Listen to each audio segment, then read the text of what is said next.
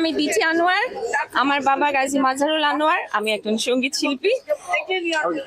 আমাদের দেশে অনেক ধরনের সমস্যা আছে নারীদের ক্ষেত্রে। যদি আমি বলি যে এখনো আমাদের বাংলাদেশের মধ্যে, বিশেষ করে আমি যেহেতু গানের মানুষ, সেই ক্ষেত্রে এটা বলতে চাই যে এখনো বাংলাদেশের মানুষের ভেতরে সেই দৈন্যতাগুলো রয়ে গেছে যে যারা গান বাজনা করে এরা ভালো না, যারা ফিল্মে অভিনয় করে এরা ভালো না। এই যে মাইন্ডসেট, এই মাইন্ডসেট গুলো, এই যে সিস্টেমগুলোর একটা পরিবর্তন দরকার।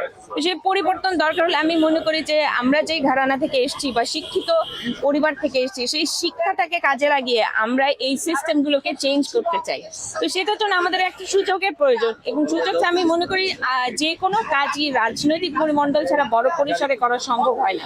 তো আমার দল যদি আমাকে মনে করে যে আমি সেই কাজটির জন্য উপযুক্ত, আমাকে যদি সেই সুযোগটা দেয়, আমি আমার মন প্রাণ ঢেলে চেষ্টা করব দলের পাশে থেকে দেশের জন্য, দেশের মানুষের জন্য ভালো কিছু করে। এবং আমি মনে করি আমার দ্বারা বাংলাদেশ জাতীয়তাবাদী দলের প্লাস হবে, মাইনাস তো কোনোদিনও হবে।